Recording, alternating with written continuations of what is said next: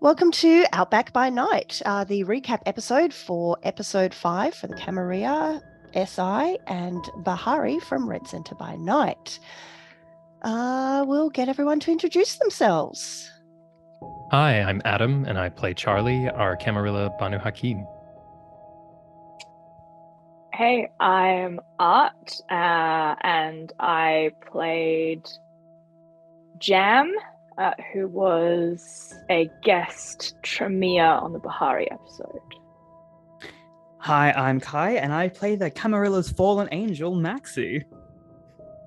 Fallen Angel. I'm Melissa. I'm playing Alice Barr in the Bahari. I'm Sam. I'm playing the Inquisition's boss, the moderator. And I am Tara, playing the Toreador Lorna in the Bahari group. Excellent. With those formalities out of the way, let's jump straight into a recap of the Camarilla episode. Who wants to take it away? Do you just want me to do some screaming again? Because I will. Accurate. Yeah, I feel like that's a fairly good audio synopsis. Sure. Well, Adam, considering you spent most of the episode dead, Yep. do you want to cover it? Well, I certainly had time to consider You were just... and observe. I felt so bad for that, but yeah, you can take I was having a great time. Look, I spent the entire episode covered in blood. Delicious, delicious blood that Hollow made. So yeah, we ended the last one on a real boom goes the dynamite kind of moment where the Inquisition turned up, including our priest boy. And then we were attempting to get Delilah out of there safely, and then Doodlebug came through a windshield and took Charlie out of the picture for a bit. And then Maxi got disappeared. Oh, I was gone, but I don't even left by that point. That's right. You got nined. Yeah. Muggled. You got black bagged. Oh my god, the looks everyone gave me. Sorry. Yeah, and then and poor Jen just left behind, thinking you were going to get a delivery. And The couldn't hear delivery anything. is sadness. Yeah, it's just a bunch of pain. And then when Jen came out and could not sense anything, I think we picked up with Jen's futile search for evidence of what went wrong. Yep, Jen was currently dealing with 8 getting inside of their head rather royally, and Jen went off into the city to try and find us. Unable to sense anything until Jen stumbled across the character I hate the most in this entire chronicle, Jeff. So good. R.I.P. Lou. I love that. Like, Oh my what do you God. need when you're full of pain, have been gaslit to hell, and think everyone has abandoned you? Why, A fuckboy thin blood. That's what you need. Definitely weed dealer. Oh my God. Thin blood. Someone who understands the difference between cap and no cap, which I still do not. I do, as Please as be a our translator. resident Gen Z. Hell yeah. So cap is like a lie. It's bullshit. Cap means bullshit. Yeah, pretty much. So no cap is like, it's no lie. Yeah, no bullshit. No cap. But I don't think Jeff ever uses them in the correct context. No. Like, It for drives me real. nuts. No, Yeah, I believe He said FR. I'm like, oh.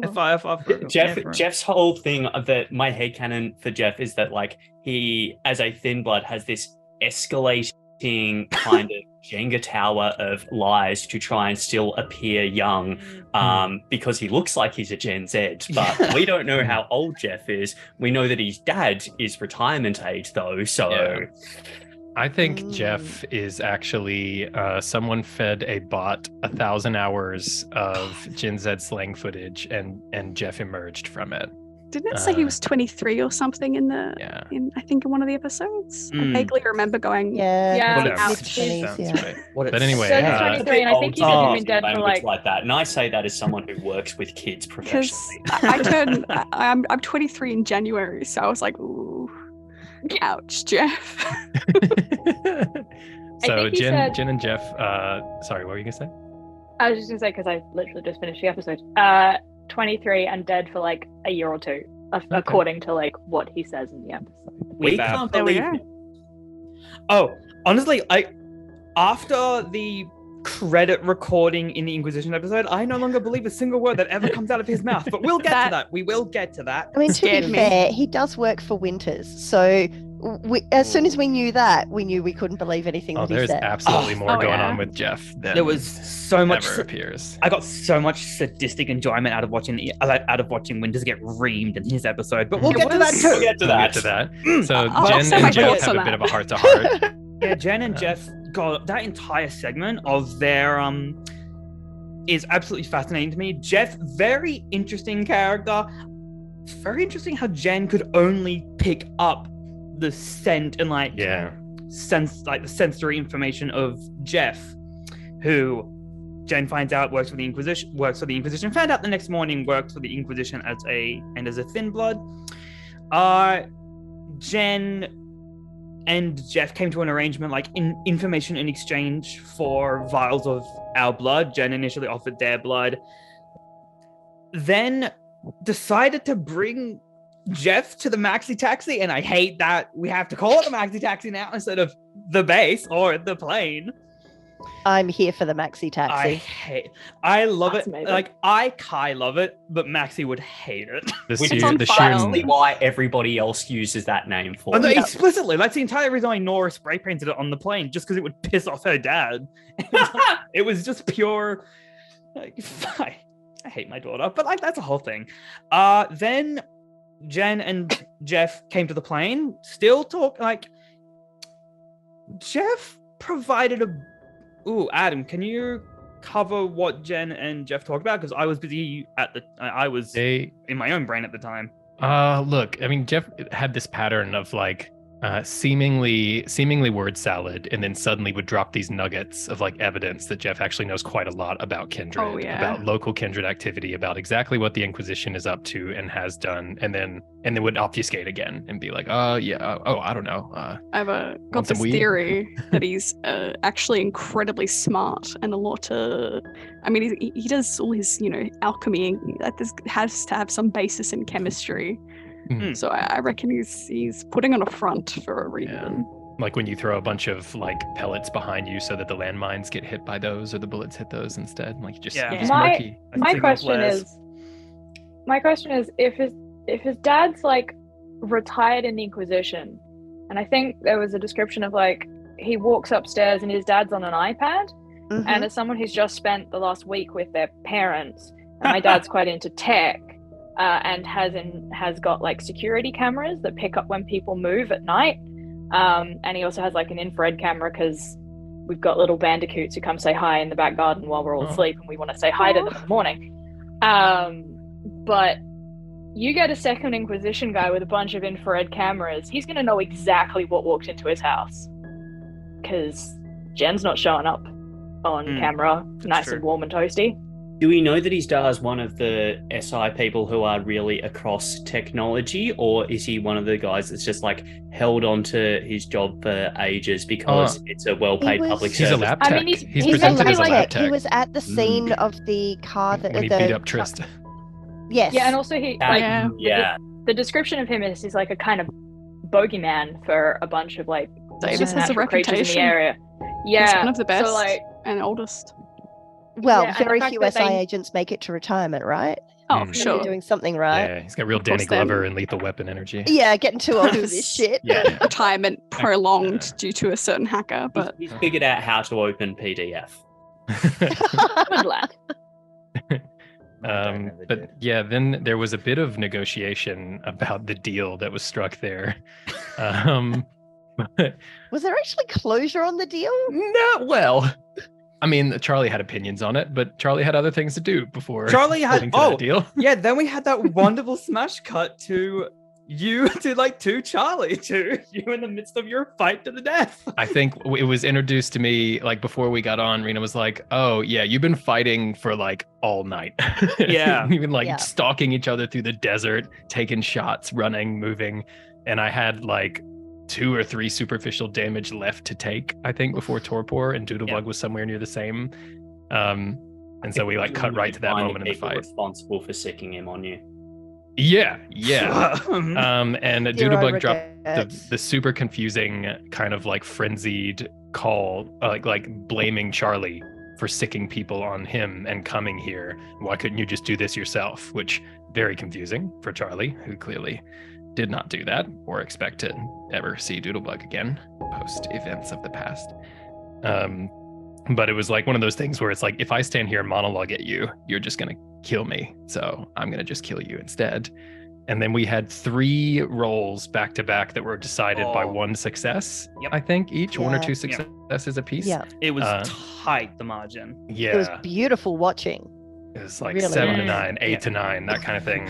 And then when Rena was like, all right, that's enough to do it, he falls. I like literally flung myself backwards in my chair. Oh my god, like it's by far, and I don't say this with any type of judgment, but going through the episodes, it is the largest sign of expression from you that's ever appeared, is that you just deflate in your chair. I think that seeing that Adam playing Charlie and that being the moment of, largest expression is perfectly in character though. Oh, Charlie is wonderfully mysterious. Like, of probably the 4 members, it's interesting because of the 4 members of the cam, you would think that Delilah would be the biggest mystery, but at this point, after all of like everyone's episodes and the context that's been given to Delilah, it's actually Charlie that no one knows anything about.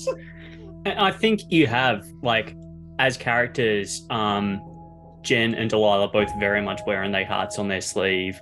And the only reason there's anything mysterious about Maxie is that they throw so much out there that we start struggling to believe all of it. And so some of it might actually, well, we know some of it's bullshit, but which bits are bullshit in a bragging way versus which bits are bullshit. Talk about throwing the pellets behind you.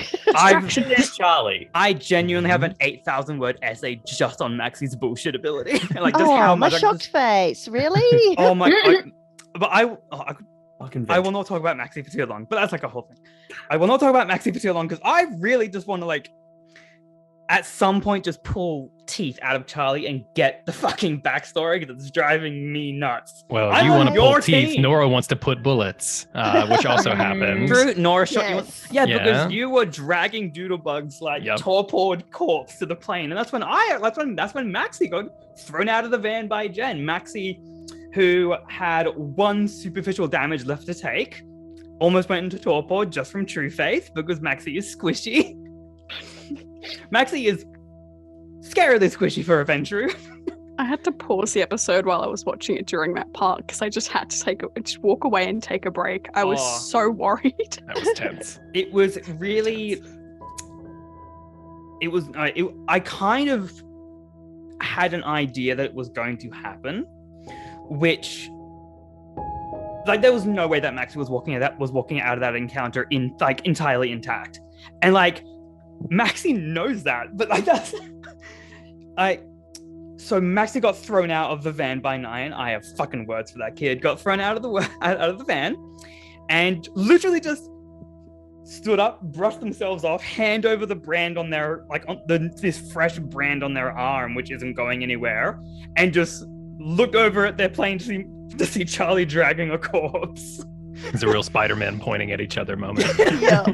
And like, I love when you watch the episode because there's just this moment of you and I making eye contact at each other, and then we both just go tomorrow. I think there's like 2 minutes till sunrise. Yeah, the sun is literally like, and we're just like, no, tomorrow. And I think that was the most beautiful vignettes. Just freeze frame that because it was Doodlebug's blood running down my back. Yeah. I said it before, I'll say it again, that so much of our action in this chronicle has happened in the 2 minutes between 4:58 and 5 a.m. Absolutely. God, yeah. It's down to the wire. I was so tense during your fight with Doodlebug because that is like, Red Center is my first game of Vampire, of Masquerade. Like, I've watched campaigns, but my first one playing it. And so actually being in the room for my first exposure to Kindred on Kindred, I was so tense. Yeah, I was. We should say Kindred on Kindred combat. Yes. Yeah. Just because there are other things that happen. Yes, Kindred on Kindred, Maxie's got some experience with Kindred on Kindred. Maxie has too much experience with Kindred on Kindred. But at the same time, not enough. You weren't sucking at the time, mate. Malice forever. I love going back and rewatching because, with the context of how Maxie and Alice think of each other at this point, Maxie doesn't really talk about Alice, but you go back in hindsight and they're clearly jiving. Is it serious? Is it not serious? And then you get to this point, you're just like, wow, they probably would kill each other. But in the most beautiful way in the most imaginable. beautiful. Yeah, I said it. The way I worded it in the Discord is how I really like it. It's like it's the enemies to enemies, but I promise I'll kill you last story. 100%. I actually just And want to both see. of us will enjoy it. I want to see the two of them chat about 9, like divorced parents complaining about their teenage child. Yeah. Can you do anything with her? Because I'm at my wit's end.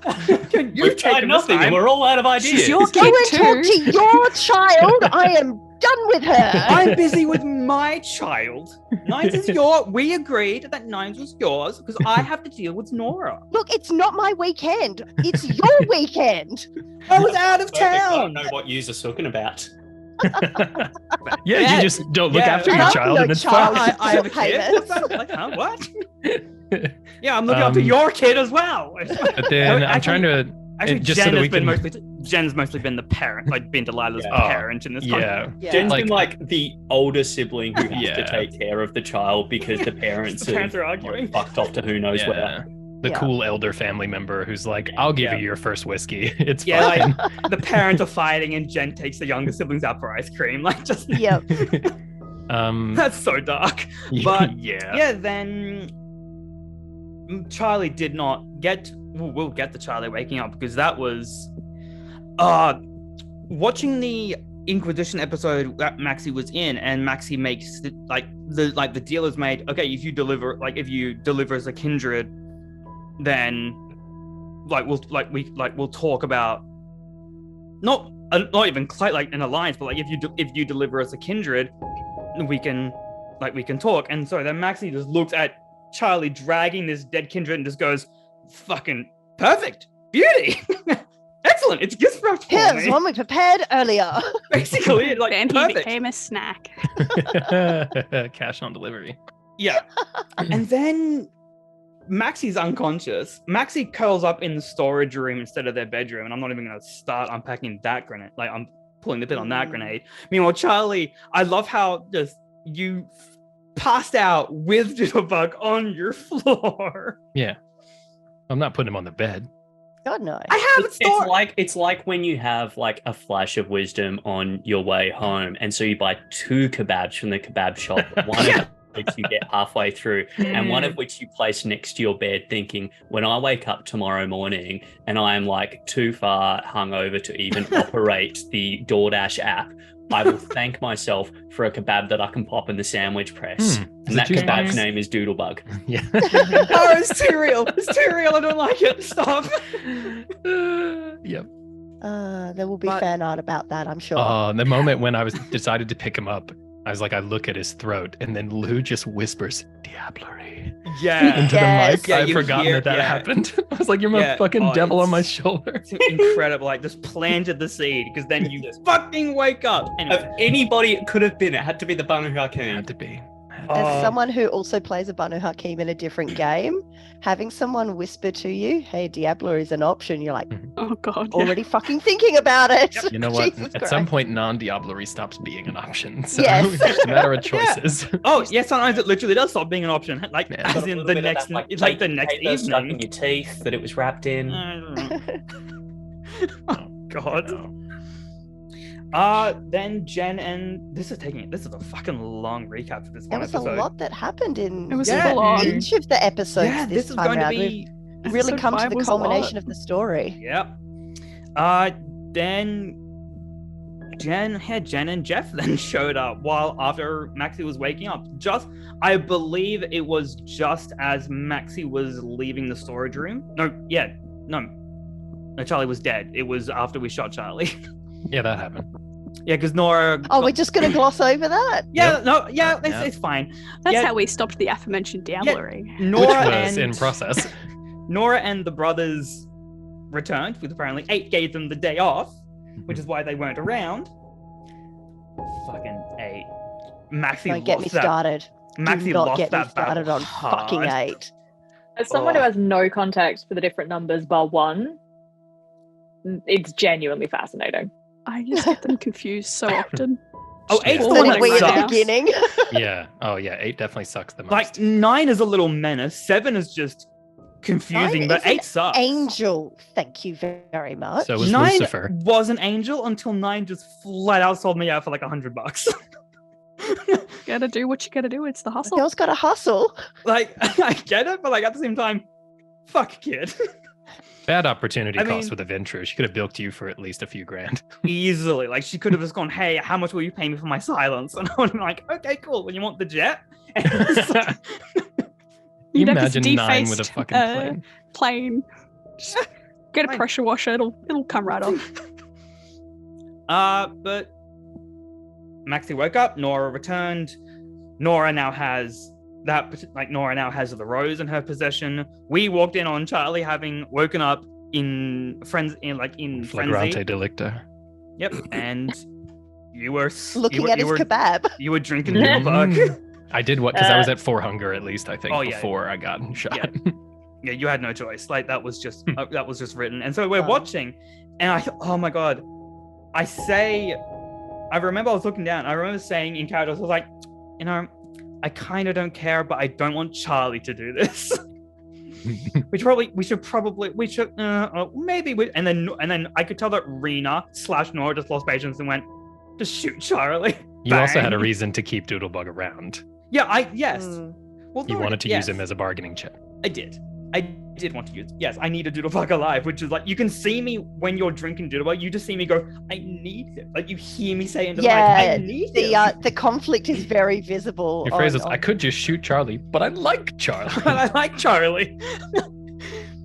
And then at that wonderful, beautiful moment of you dead, bleeding Doodlebug state in the storage, Jen and Jeff Fucking- return at that moment. Donuts in a pack.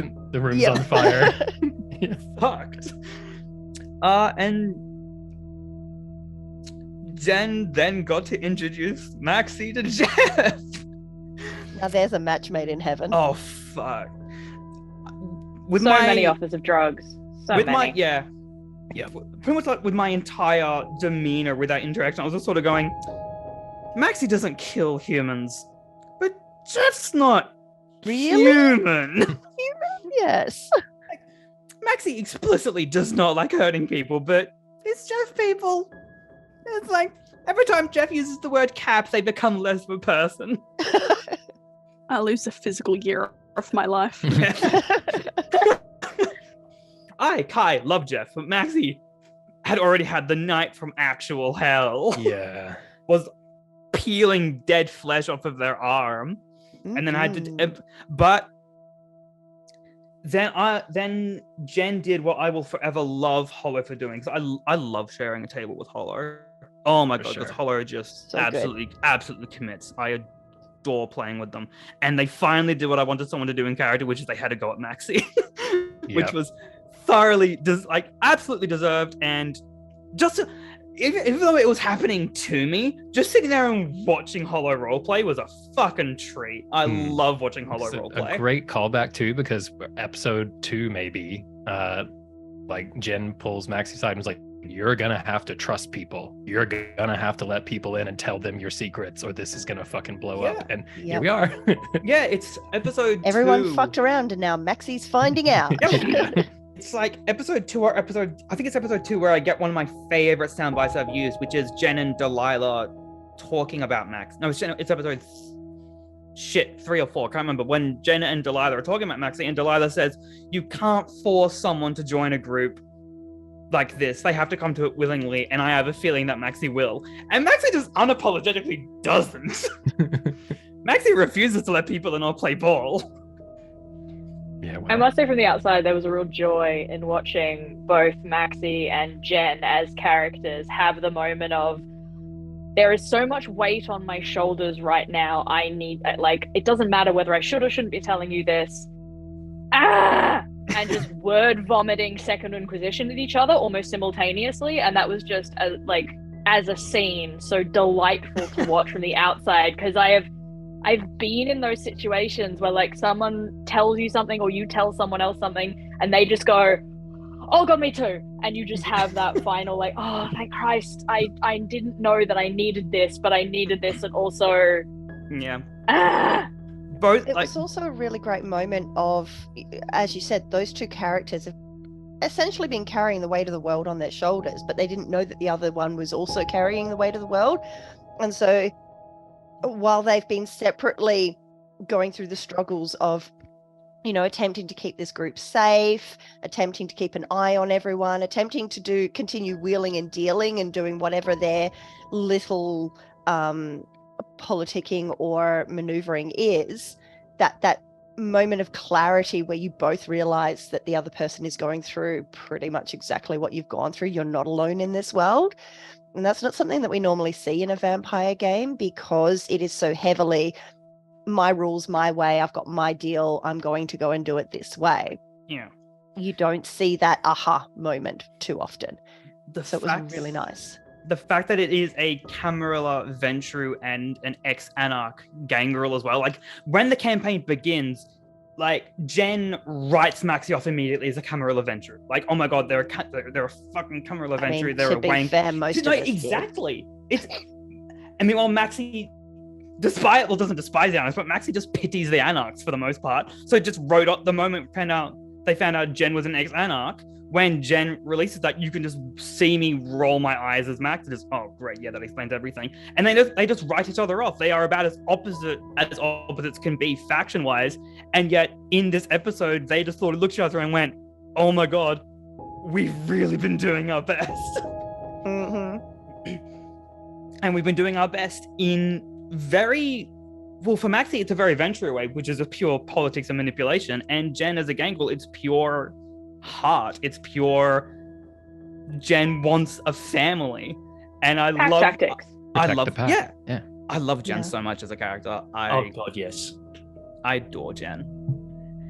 And so finally having the two of them, and Jen, Hollow and I hugged it out so hard after that session. It's like, we're finally on the same page. We're 3 episodes away from the end. Hooray! Yeah. Until we resume for season 2. But Maxie then agreed to give some of their blood to Jeff in exchange for information, which was brave of them. Yeah, Charlie was not amused by that deal. Not even a little bit. He's like, Oh. fuck you do fucking what? I guess we'll find out what happens next episode, given that the cliffhanger was a bullet pops out of the back of Charlie's head and he's like, hello, I'm back. That was a moment. Here's Charlie. You can the entire group at the idea of Charlie, just the eyes clicking open, just Hollow and went. The entire group just goes rigid, like, oh shit, we all know how the this group next session chat begins. The group chat in the lead up to that was like, can we stop Charlie? Yeah, we were just trying to plan. Like, No. we were just trying to plan how exactly do we do this, and like, I love how one of the decisions we made was, okay, well, Norga is probably the best equipped to stop Charlie. To shoot him again. Just open the door, throw a blood bag in, shut the door. Oh yeah, well, it generally also, like, the group chat kind of turned into like, okay, who are we going to feed to Charlie? Jeff was nervous. Lou was nervous for Jeff. Oh god, that was funny. We were sitting outside of the recording space, just like cavalierly talking about this, and Lou was like, wait, wait a minute. Yeah, well, you was like, majority rules agreed. Let's just throw Jeff to Charlie, because like, I'm just going, I need Doodlebug. I need Doodlebug. This is all because of the game that Maxie is trying to set up. Like, that's Maxie has Almost been like Ventru games get people killed. Yes, 100%. I've been saying this since episode 1. Like Like a Game of Thrones. Like, I've been saying since episode 1, Maxie sucks in a lot of ways. Maxie is a terrible person. This is, trying it's to be been like, the great moral backflip of this whole endeavor is that the Camarilla is somehow placed into a protagonist-like position in the arc of a lot of this. Like, we are which like is very funny. Of the 3 groups, We're meant to be the good guys. Nope. Try again. No one is the good guys. Yeah, no one is the good Everyone is guys. bad. but at least we Sucks. I like, think my character was lovely. at least we like hug each other and shit, and like, it's canon that Delilah and Jen have movie nights and shit. Like, It's almost like You don't know what hell happens is in the open. Bahari off camera. You don't know. Hey, look. We surely don't. There's a reason that the Inquisition movie nights are classified. It's Remember the Titans every time. We all Every know. time. Don't. Perfect. With popcorn. Yeah. But Water is for the weak. most of the second half of the Camarilla episode was mostly just character conversation, which I'm never like against, but they were conversations that needed to happen. I cannot fucking wait for Charlie and Delilah to be involved in them once Delilah is back, if she ever returns. And can you guys like give her back, please? Like No, she's ours now. like Friendship ended with the Camarilla. Bahari is my new best friend. Oh, I have to make that meme. Yeah. oh, It's I'll such get my a Mean tablet out Girls later. dynamic. Like, we're the group that's all goth and too gay to function, and then the Baharis are the Oh, plastics wearing pink on Tuesdays. and it's Delilah is Lindsay Lohan. I didn't know for ages. Like I didn't know until like the plot had sort of come out a little bit more. But Maxie goes to the Inquisition. They ask what they want, and Maxie just almost flat out says, "I'm here to bargain for Delilah's life." Meanwhile, at that exact same time, your fuckers are off trying to turn Delilah. Bahari That's a gonna game. Bahari. I'm trying. What do you I'm want? there bargaining for her life up until they actually get Maxie to start being honest. But like that breakdown was fun. Anyway, but that was really just the Camarilla episode was mostly just character conversations that really genuinely needed to happen. Like if Jen and Maxie were going to have any cooperation in the next episode, Maxie, like they needed to actually have that moment of, oh, we are actually both on the same side, right? Okay. Well, that's a version of the conversation Charlie and Maxie had in episode 1 or 2, Mhm. where it's like, we on the same page about this? Like, Yep. can I rely on you for X? Yep. Okay.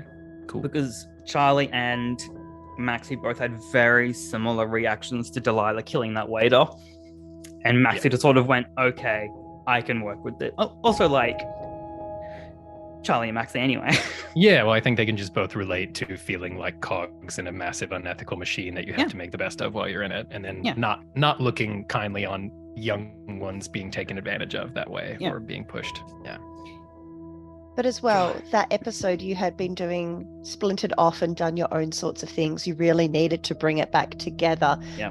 To otherwise, I mean, splitting party's always fun for a storyteller, but you know, when you've got a large group of players and they're going off in 4 different directions. Oh, Rena is the bravest soul in the world. But sorry, yeah.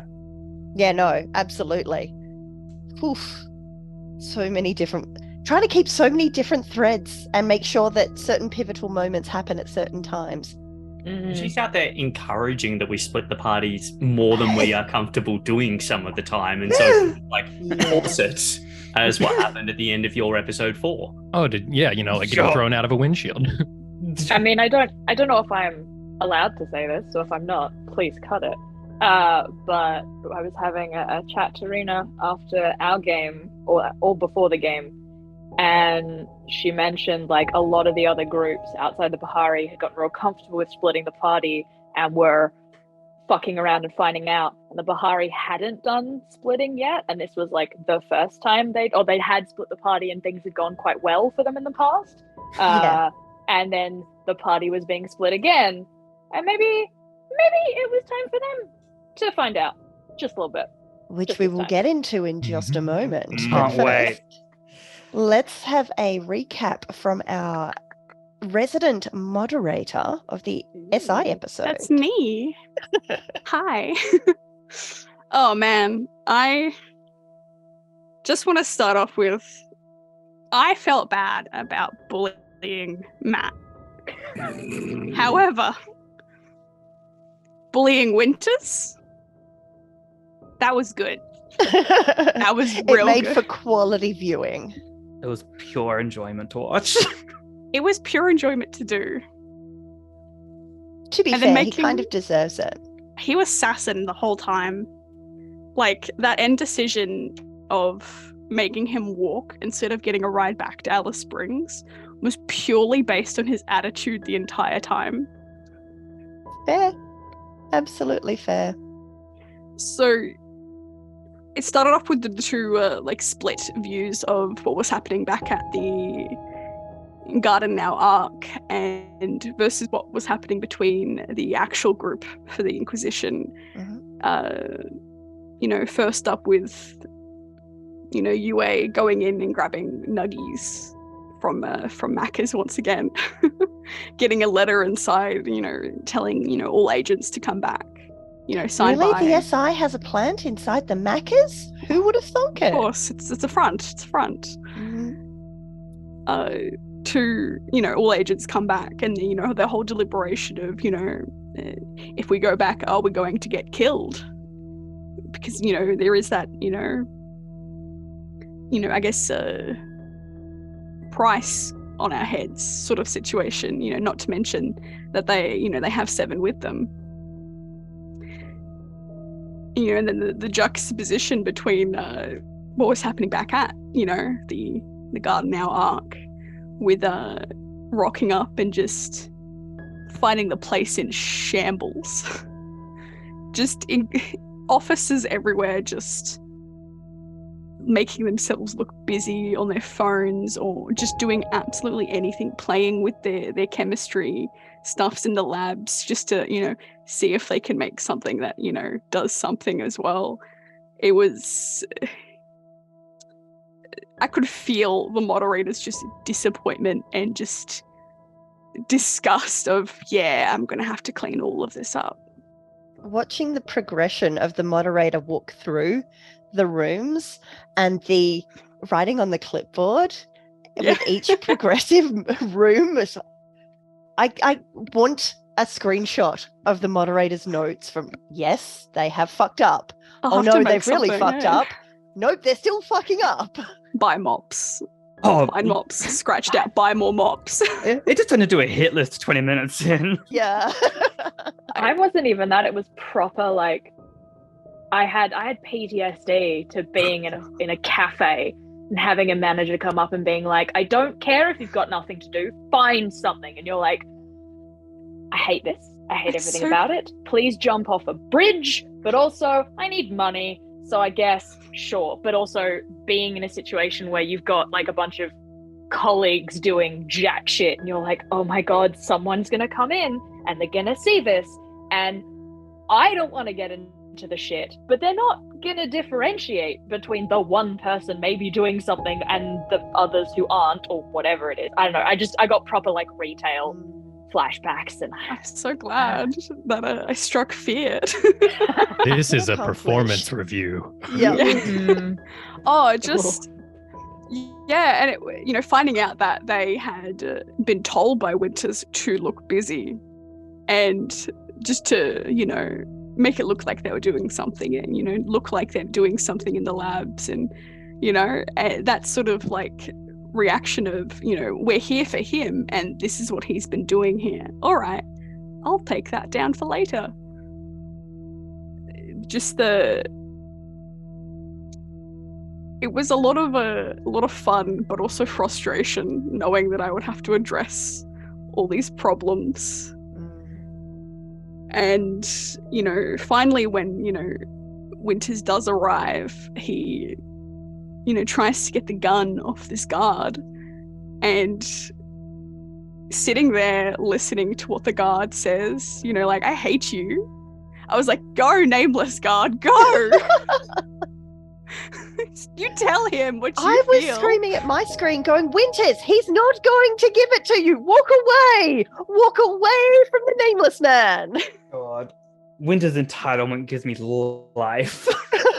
Really got his hubris on full display. Oh, and I love like After- watching Matt as a role player like not let it go. I was like, that's a strong choice. After watching this episode, I'm convinced that even surrounded by some of the most fucked up, degenerate vampires around, Winters is the most evil member of the Bahari group.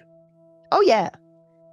I mean, how long could you hold out for having pure immortality at your fingertips and not be really the fear factor in the room?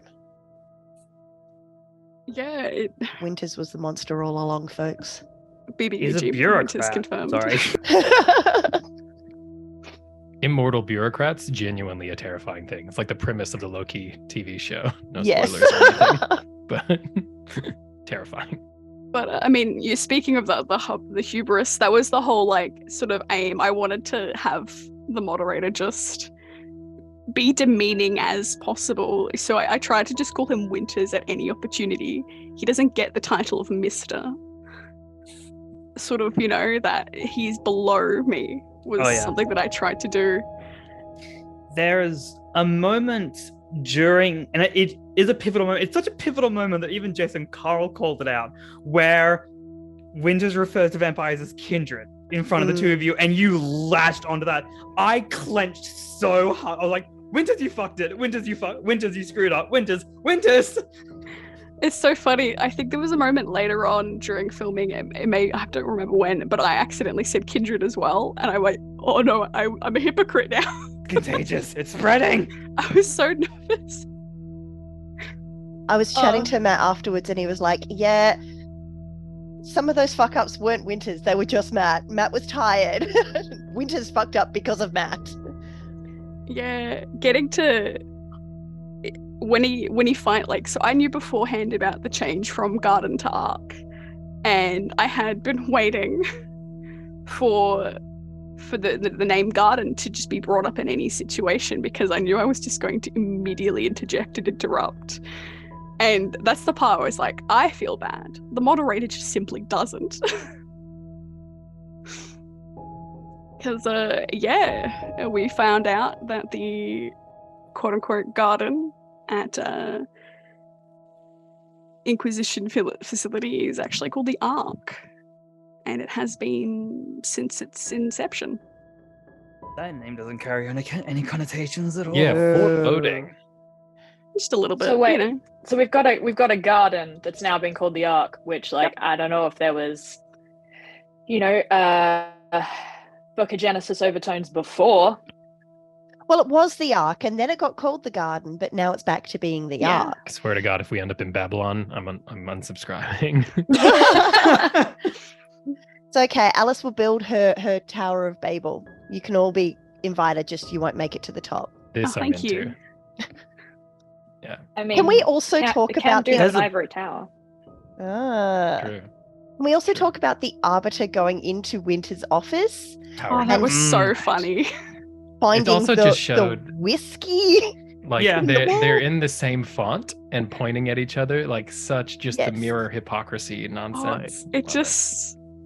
The visual image of the Arbiter walking into the office, pressing a couple of buttons, and the crashing and smashing sounds of all of the the frames and the shelves of items just falling to the floor, and then keeping that image in mind whenever we're in that office, even in the episode after, just that there's just stuff all over the floor, all priceless artifacts. The only thing that went through my head, and I think I said this in the Twitch chat while it was on Twitch, was not the books. Oh yes. It's Alice's pain getting visited on Winters. Look, there may be some Melissa in Alice, okay? Not the book. Wait, really? Look on your fucking face, Kai.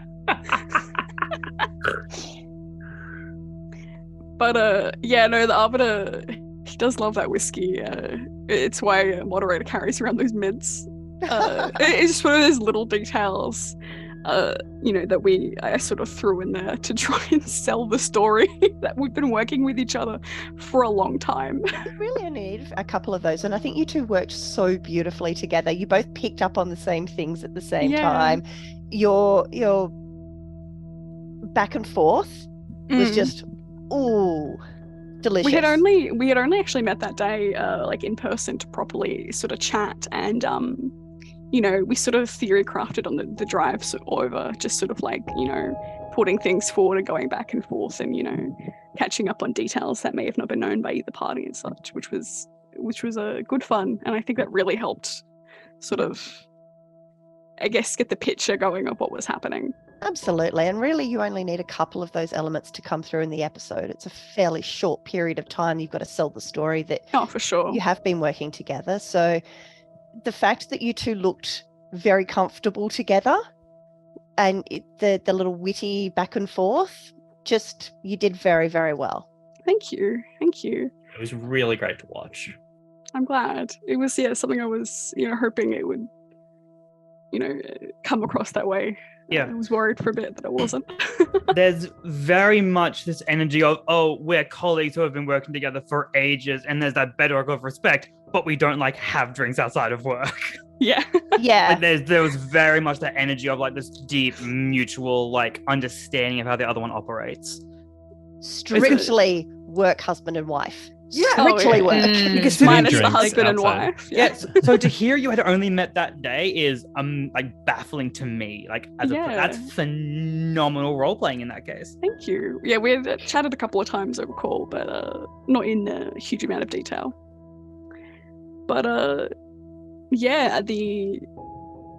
the audit of Winters ending with him showing us down to Jeff's lab, which body odor and Mountain Dew was the describers given. That just... Which explains why Jen could smell Jeff. Yeah, God. there's the answers. Yeah. Not at Adam. Am I saying There it right? goes another Is year. Am I Is saying That's correct, yeah. Is that No what the cap. kids mean? no Yeah. cap? It's one of those descriptions that you can feel in your nasal Oh, you just, passages and taste really it. wish you couldn't. Oh Yeah. yeah. I wanted the moderator to come across as someone very neat and tidy, and then being in a room that was smelt of body odor and Mountain Dew, just uncomfortable. You just end up being grateful that they didn't attempt to cover it up with half a can of Lynx Africa. Oh, No. God. Oh no. Lynx- Lou, if oh, you're listening God. to this, don't get any ideas. Lynx I was think a I just fucking threw up in scourge my of mouth. That was a scourge at my high school. I watched the willpower Oh. damage go across my Mate, screen. it's still around. It shouldn't That's be. aggravated, not superficial. Ugh. And blaming Winters for the nationwide shortage of PlayStations as Oh. well was. That was great. I What, had you want one? You want 2 or 3?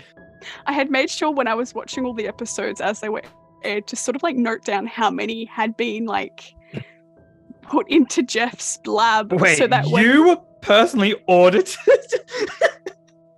yeah, I've been watching this show since the start, even before I was revealed to be, the moderator. So yeah, I had just been keeping in mind how many were being sent Jeff's way, so that when I was there to call out how many Xboxes or PlayStations were there, I could just blame Winters for the nationwide shortage.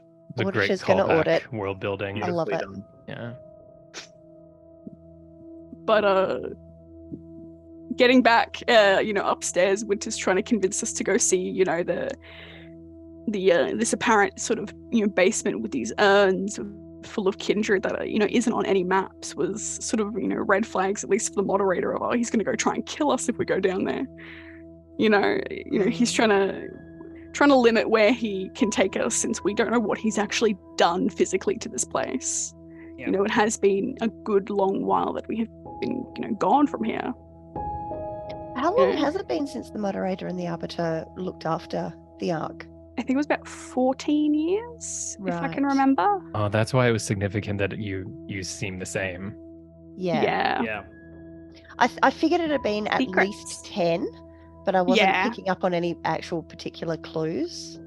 For sure, yeah. It was, I think it was either said in this episode or, off camera that it had been, quite a significant chunk of time that we hadn't, left it in Winter's hands to deal with. And we thought we were leaving them in very capable hands, if not the only Have you capable met hands. Winters? Yeah. Look, it's been a Look. while. People change, so. He's one of the sisters, but he's also a bit of a prat. Yeah. Can't say where he got it from. Can you feel this look that I'm looking at you with I'm through my not eyes? looking. Wait, are we suggesting nepotism? Because I that'd would be never fascinating. suggest such a thing. Not me, but yes. But also then, because I haven't watched the whole episode, so hearing you say they look the same, now my storyteller brain is going, why? I think I might know why. Oh no. And I'm not going to say anything else. I think it was mentioned in the episode, if I can remember correctly. Project Archangel came up. Yeah. Yeah.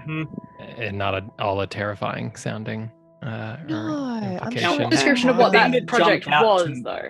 The thing that jumped out to me about the description of Project Archangel was the idea that, you know, somebody could, you know, get this stuff, but retain their humanity was, I think, the words used. But you were talking about bloody Talon. Yep.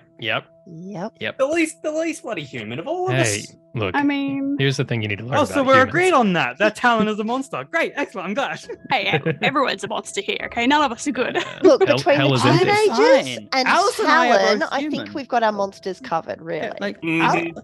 Alice and Maxie are both delightful. I don't know what you guys are on about. Perfect Yeah. angels. Yeah, Sorry, honestly. fallen angels. Yeah.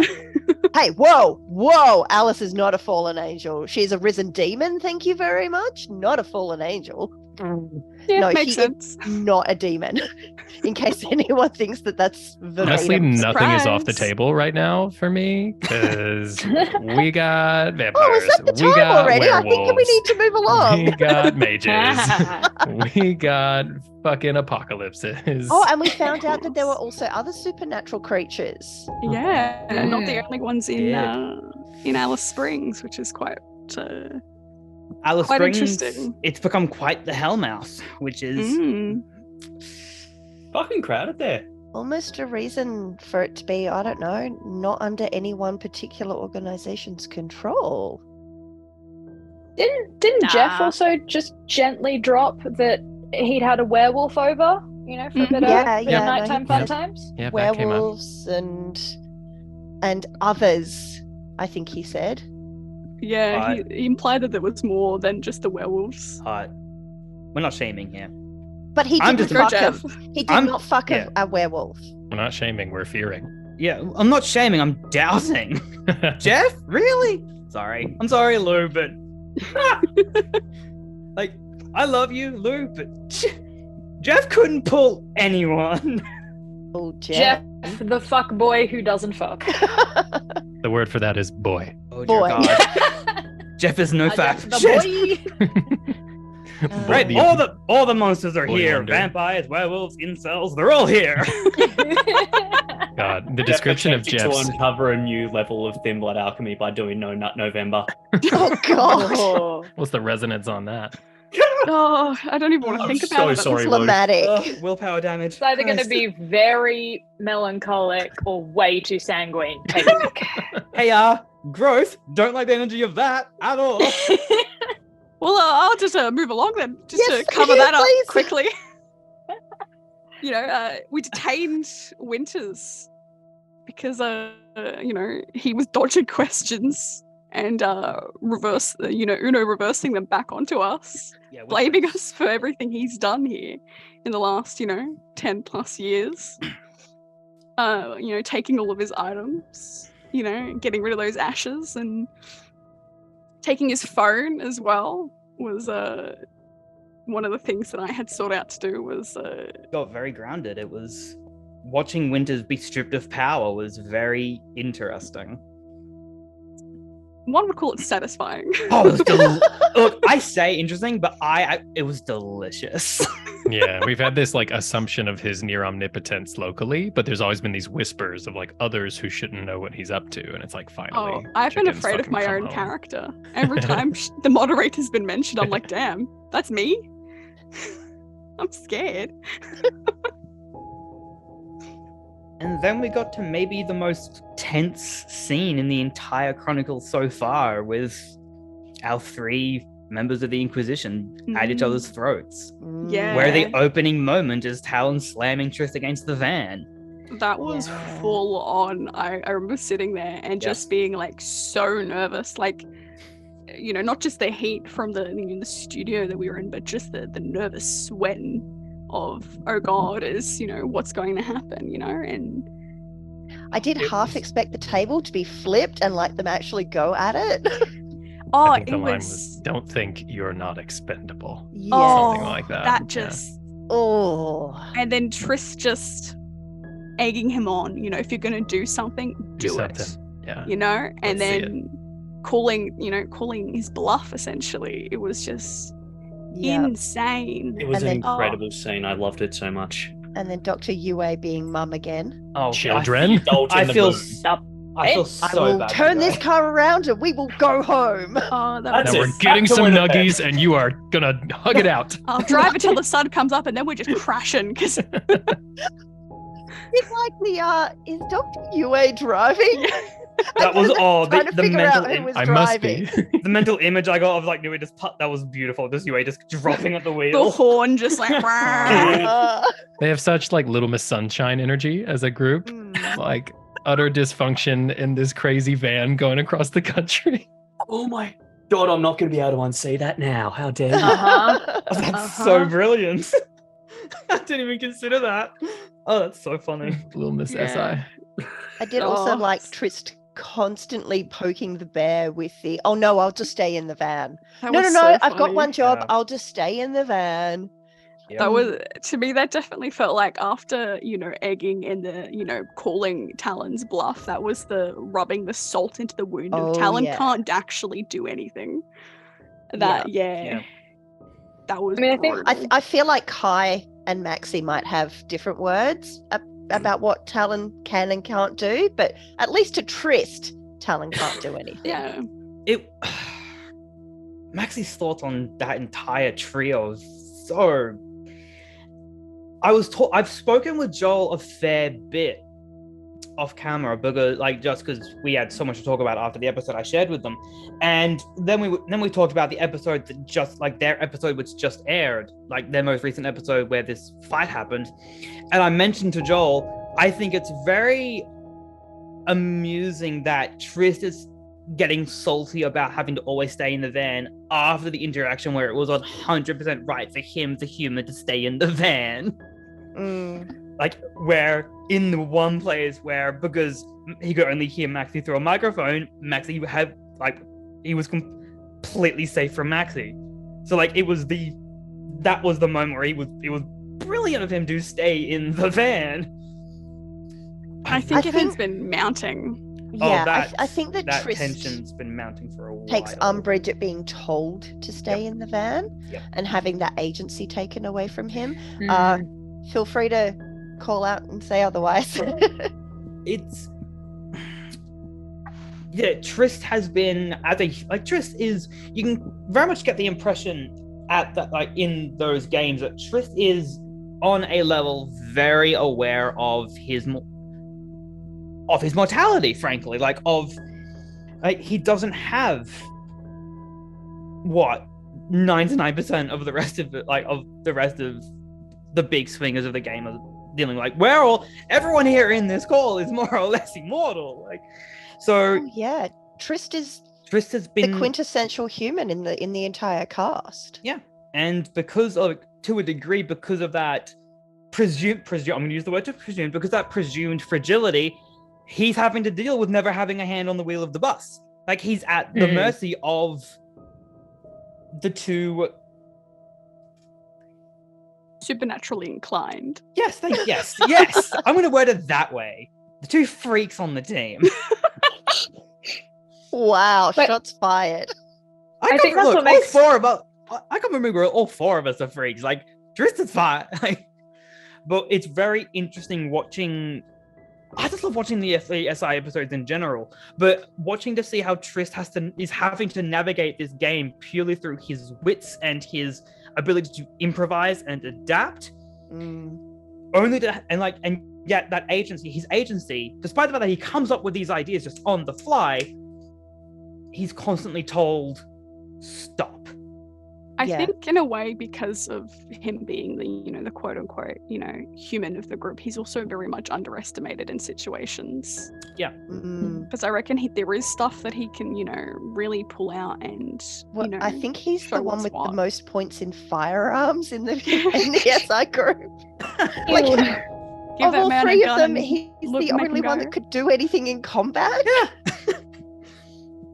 Oh, yeah. Honestly, Joel and Rena and I were talking about that as well post the episode I spent with them, which is with Trist in the van. There was very little that was stopping Maxie from just killing the other two. Trist was the one who could bring Maxie down. It was very funny to me. I'm so glad I keep mentioning that episode. It's all I've got to harken back to because it's the one I shared with them. No, that's totally fine. That's Understandable. what we're here for, Yeah, is but- to share yeah. our impressions and insights. This Triss is of just the the red three. string board. Yeah, like of the three, Triss is the one who could bring down, who stands the best chance of bringing down a threat before they just tear through the rest of the team. Like Yue and Talon are both very powerful in their own ways, but when it comes to like, I would say when it comes to combat, I'm genuinely getting the vibe that Triss is actually genuinely dangerous. If Yeah. only They're they will let him out of the van. Yeah. Well, Talon can do just fine against Kindred, we have learned. Yes. Oh god, I Yeah. cannot wait until the next Camarilla episode because that's when Maxie actually explained. Because Maxie says to Yue at the end of that episode when Yue offers to heal the brand, I made sure to say as Maxie, no, leave it, I needed it. And it is finally in the next episode of the Cam because at the end of this episode, Maxie promised Jen that they were actually going to explain everything and tell them the entire truth. And god, that's been a time bomb ticking. The actual explaining that It's going to be pretty much explaining. interesting to see what comes out of, because for all three groups, this is a fairly pivotal Oh yes, this episode. and it's going to be very interesting to see how the three different storylines weave back together. Yeah, At the moment, they've probably diverged as much as they're possibly going to. yeah. This From a complete outsider's perspective, at least like having really only watched one and maybe a fifth of an episode after I was in one, it's delightful to watch a story where the Second Inquisition, with the exception of like the newest, I think, member who is most human, they're all monsters.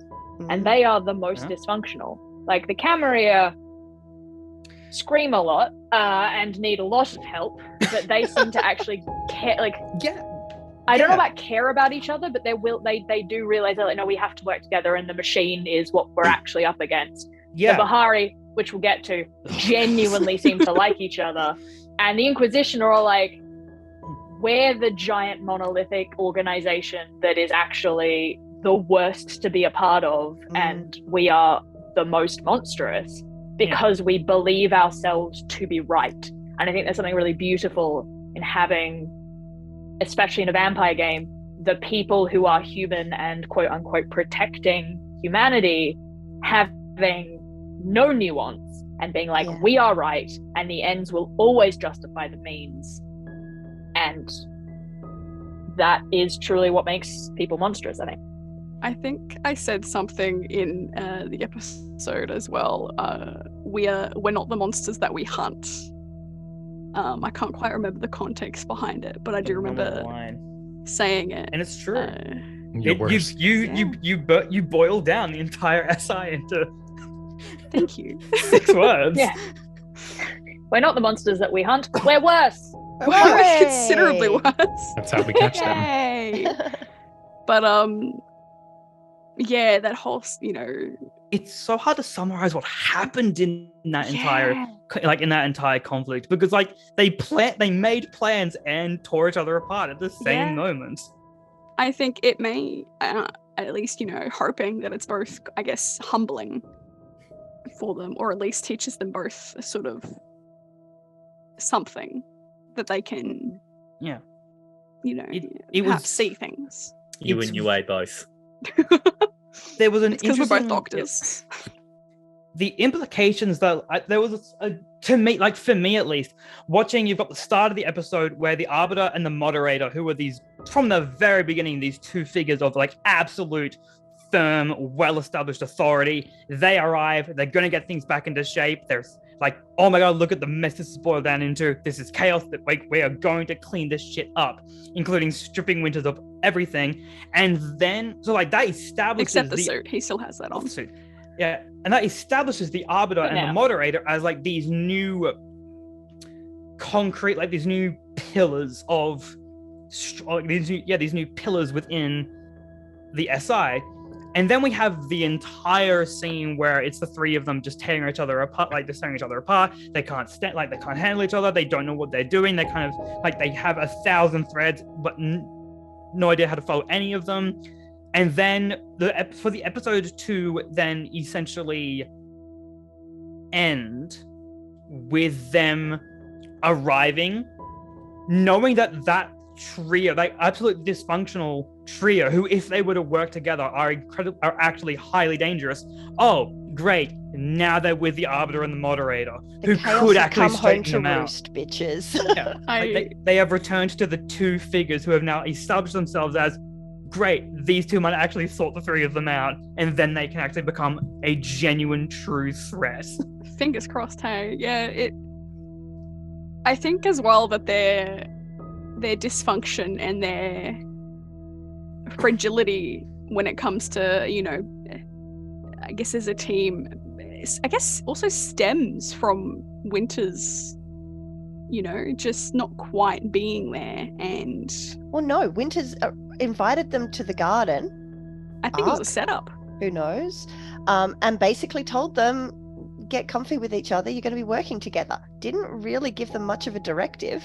Didn't give them what they needed to actually get any job done. Just kind of off you go. There was no, you know, getting to know you, you know, workplace games. There was, you know, no one needs those. Which gets us to the heart of really every vampire game, which are the two core traumas, which is parental neglect and religious trauma. But obviously, that's just what we're all unpacking. As a whole. Yeah. Well, what the SI group does that adds to that is a third type of trauma that probably is added onto that as we enter into our working lives. That is having to deal with office drama and like the kind of mandatory fun activities. Like I think it was in one of these recaps that was it Joel made the joke that it shouldn't be called the garden before we knew about the arc thing. Shouldn't be called the garden, it should be called the cafeteria, because we are just seeing the absolute worst of every overly bureaucratic office. This is the retail trauma Art was describing earlier. Like absolutely fucking beneath it all. I haven't even ever worked in a position of retail or anything like that, but it's nice to know that I capture the feeling quite nicely. I think definitely the moderator had the feeling of the people who come into like Coles and Woolies, and they don't work for Coles and Woolies, they work for like the other people who come and check to make sure everything's fine, and they come in with a clipboard and you're like, I have to be nice to you because my boss will get mad at me if I don't, but you're not actually my boss. Versus the Arbiter who came in and just went, you're not going home until we're done here, and I want all of you to be as invested in this fucking casual job you have when you're 16 as I am at like 38 and depressed. Definitely. Because that's how this is going to go. And you're like, okay, great, thanks. The Arbiter definitely is quite scary in his own right. Just every middle management ever, I swear. I'm just picturing them wearing like polo shirts that say Business Solutions Incorporated, P2I Limited, or something like that on it. Like the most bland consultant name. Yeah, I think when while we were filming some of the promo stuff, Justin and I, we had to have a conversation, make it look natural. I think we were both just going science. Science. Science. Neither of us could figure out what we should say. Rhubarb. I love it.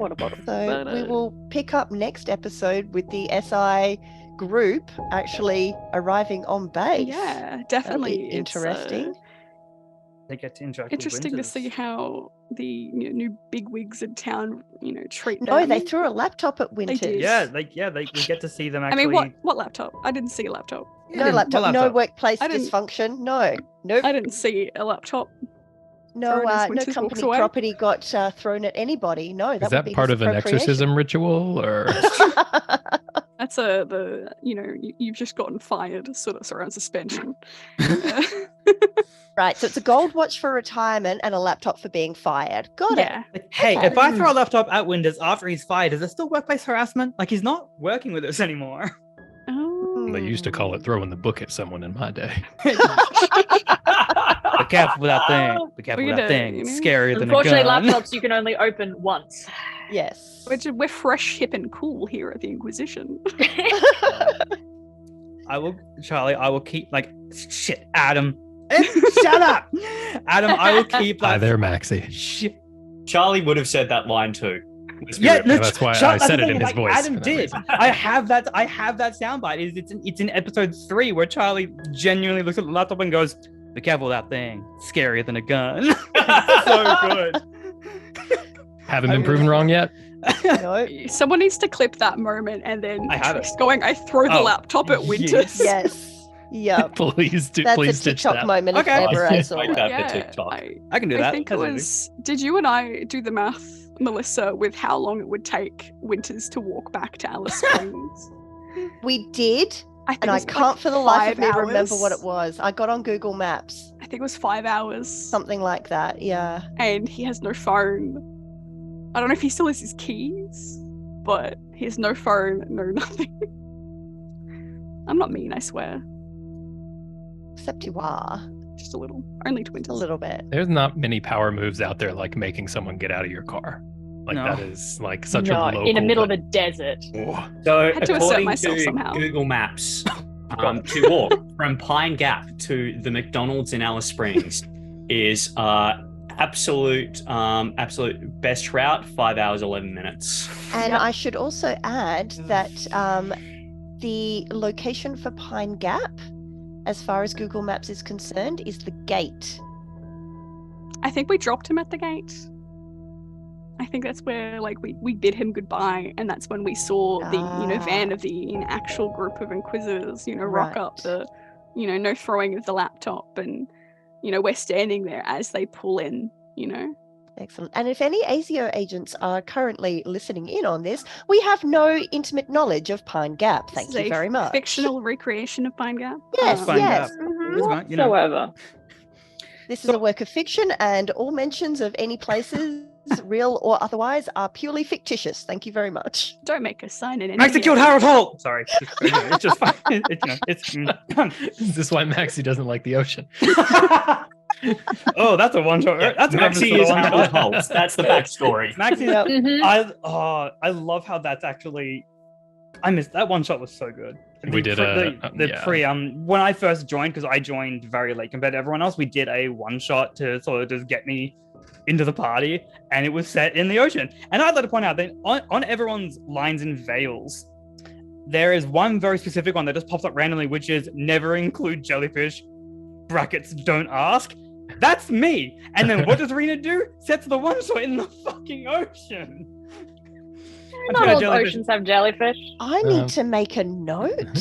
I can't even watch Finding Nemo, guys. I'm scared of jellyfish. I can tell you what we came across was much worse existentially. Worse than a jellyfish. Num, num, So after 2 incredibly, horrifically tense episodes with a lot of... Then we move on to the party, to the group who never have any inner party conflict. The angels. Red Sector. Don't have any inner party conflict because we're all adults who know what we're doing and get the fucking job done. Mm-hmm. In fairness, it wasn't just everyone being a mature adult in this particular episode, because we had Saracen. Oh boy. I wasn't prepared. Has the episode? I mean, when this goes out, the episode will have been released. But has the episode been released for? Yes. Yeah, we've seen it. Okay, I think some of us have at least. Yeah. Okay. Yeah, I've seen most of it. I watched it. Yeah, because this was, we'd only done a little bit of splitting the party, just doing a shopping trip in episode 2. Nothing went wrong there, neither. Exactly. So this was really the first episode where we were really getting divided up, and some of us had better times than others as a result of that. So we had Winters being called in for the performance review, which we've just heard all about, and was fascinating to watch. Good fun. We had Alice going to the Roadhouse, which we'll let you talk all about that. Oh, goody! I get to relive it again. Hooray! Hooray! It's a Meanwhile, phenomenal scene. Dasha and I had to, because we wanted to talk to Jam, had to put up with the presence of our good Prince Saracen. High Lord Banana himself. Talking of only having chatted to someone on the day of, I met Chris and pretty much like the whole group when I rocked up to the filming location and had about a 5-minute chat with Chris at the beginning to be like, all right, what's this gonna look like? And to be clear, I don't like you. Like, not you, Chris, but your character. Or Jam doesn't like Saracen by like default, but also does like Saracen for reasons. Mm-hmm. Working their way up the corporate ladder, huh? I don't know if it's corporate ladder. Steps of the ivory tower, perhaps. Well, it depends on whether or not you consider the ivory tower and the chantry to be one and the same or separate things. Do you want to be the head of do you care about the Camarilla as a whole, or do you care about magic and things of the unknown? You're a Tremere. Of course the Camarilla comes second. So we're going to be real careful how we answer that. It's going to be some really angry Tremere just knocking on our doors. Excuse me, what did you say? Nothing. Well, door knocking is quite traditional when you're involved in a pyramid scheme. Exactly. That is very true. Very true. You just, if you're involved in a pyramid scheme, just make sure you're at the top, right? Exactly. Yes. So, yes, we saw Winters disappear, and then we saw Dasha and Lorna go off to the restaurant. And we saw Jam and Saracen land in Ye Olde Alice Springs, the backwater, and then consequently get completely or almost completely annihilated by a taxi driver who insisted on a tip. That was like delightful. $100. The whole episode was just deep emotional whiplash, even within our little group, because you've got the very serious let's figure out what this prophecy means thing, at the same time as you have just like an absolute man-child making sure that not a single person takes him seriously as he demands to be taken seriously, which is enough to deal with the going back and forth between those two before you consider that we were filming that at the same time as we were filming the Alice scenes back at the Roadhouse. And it was all just very, very, did not know what kind of place to put the head in. No, let's just say after recording, Melissa went home and had a really good cry and a really good bath and a really good glass of wine. Babe. I was tearing up just watching it. I think I messaged you, Melissa, like, oh my really? god. Acted that so fucking well. There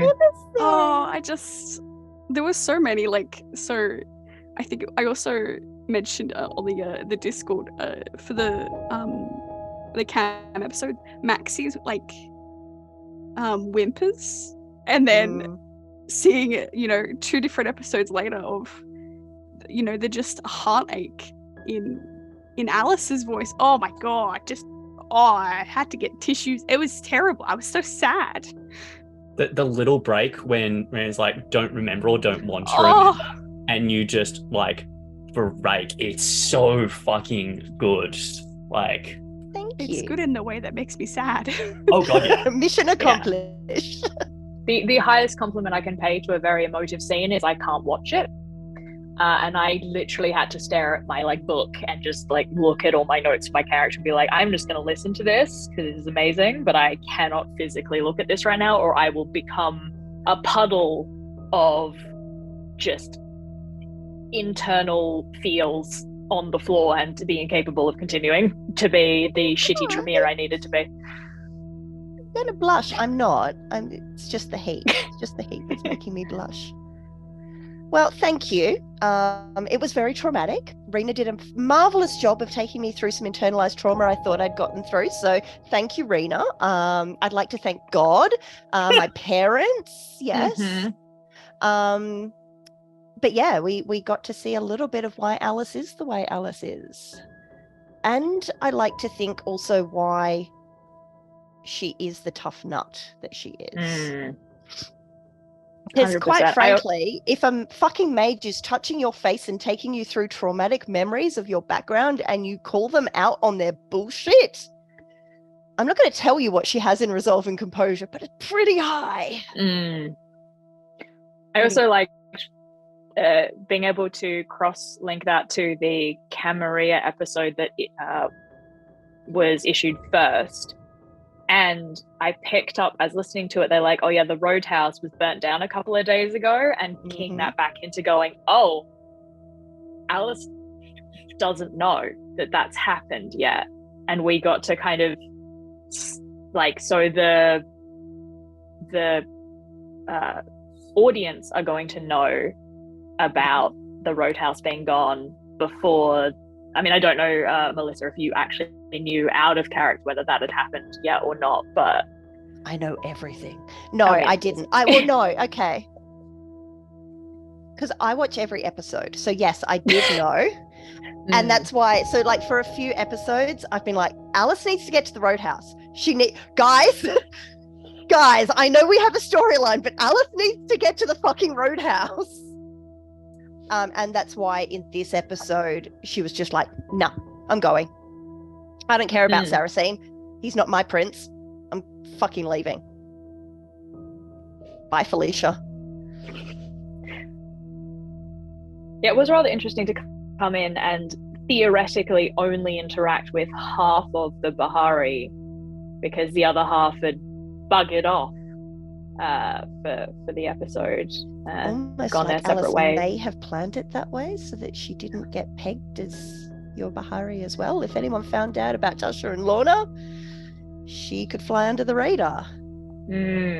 Yes, there was some whispers of potentially if Alice had been seen by someone, perhaps maybe a spark of recognition, or perhaps not. Who knows? Perhaps not. Look, it's a pretty memorable face. If you saw it, you'd remember. Unfortunately, I didn't. So Maxi's never forgotten it. Aww. Hashtag Malice for life. It's hard to forget someone's face when you've got them as the lock screen on your phone, mate.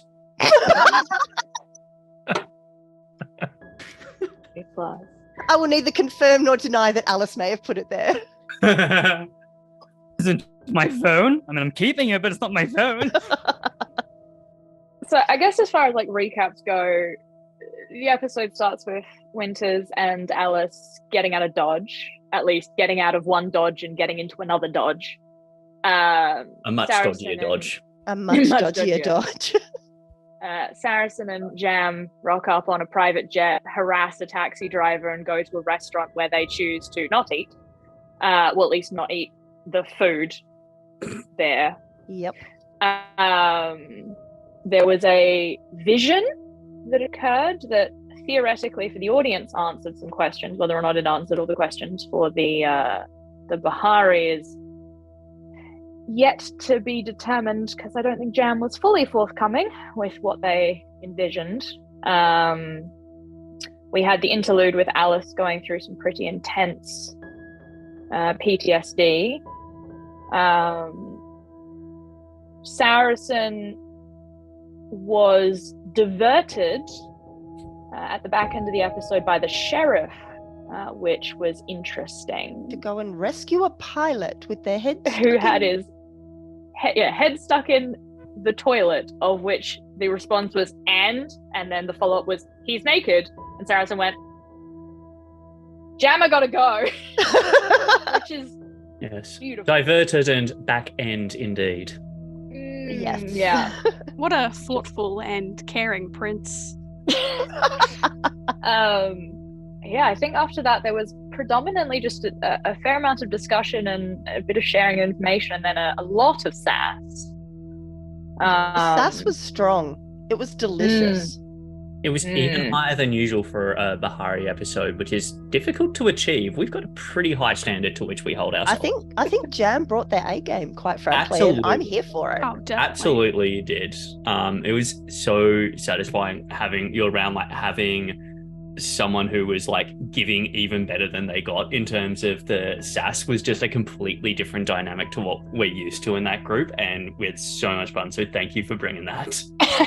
My pleasure. I was definitely trying to find Jam with pretty much no context for what I was walking into, no context who anyone was, and just kind of going, the character I'm playing is someone who spent most of their existence thus far under the radar, reading books, from what I can gather.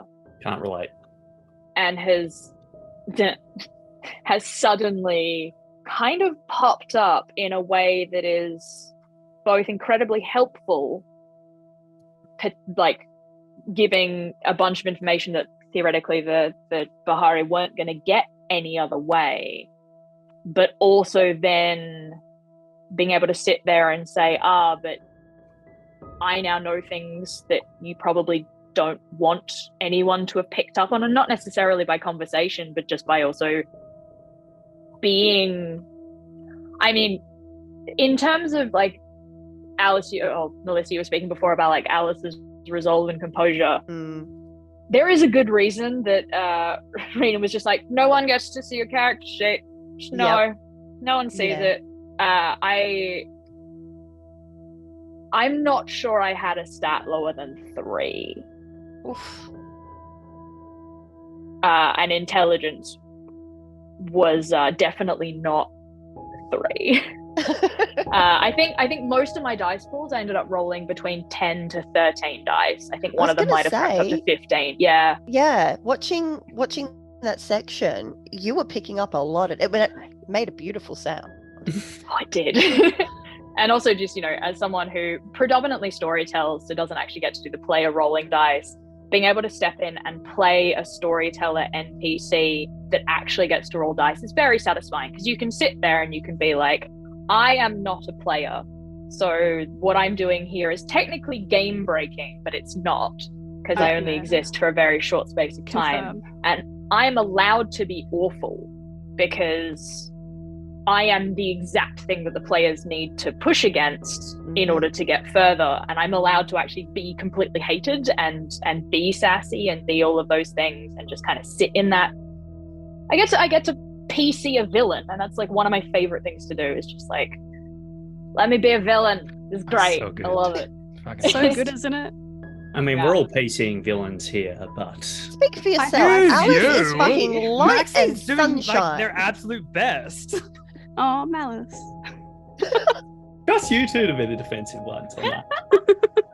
I will say, I think my favorite piece of shade was Tara as Lorna. Because your character, the way it was described to me was, they're one of the Toreador. You've seen them. They're, like, all Toreador stand out, but at a certain point, none of them stand out because they're all over the top. And Lorna's one that you just like, you might have seen their face, but you would have like no idea who they are.